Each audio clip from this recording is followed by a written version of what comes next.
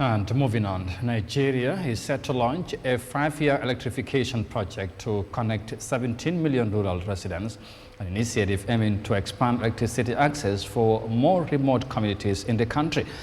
About 40% of Nigeria's population is reportedly not accessing or access to power supply. Thus, the government is about to implement a massive electricity investment to augment electricity provision in most part of the country. Here's more details of that in this report. Hassan Yusuf is ironing his clothes with a charcoal iron in preparation for a Farmers Association meeting. He says this is his only option since his community lacks electricity. We don't have electricity here, and I have to use charcoal to iron, and it's making me sweat. The women in this community have to go to the next community to blend tomatoes and other food items we need to feed. We're really not happy that we don't have electricity like other Nigerians. It's really sad. The government needs to do something about this. Yusuf's community, located on the outskirts of Abuja, is one of many still without electricity.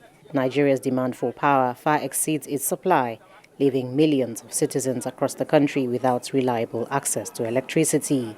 Nearly 40% of Nigeria's population do not have access to electricity.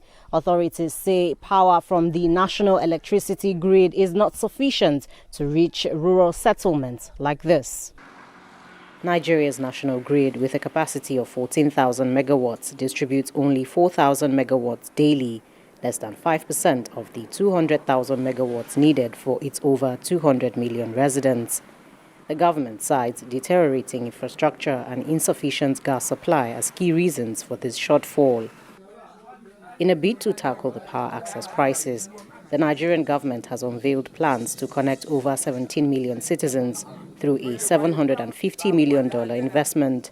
This initiative aims to significantly reduce the number of Nigerians lacking electricity access. It's a World Bank initiative, and the World Bank, African Development Bank, and some development partners have provided a sum of $750 million. The idea is to provide energy access to over 17 million Nigerians through isolated mini grids, interconnected mini grids, solar home system, energizing education, whereby they provide mini grids for universities, health centers, the productive use of energy.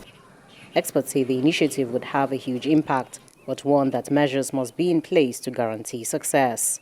You have to be stringent in your selections of the project developers. They must have done it before.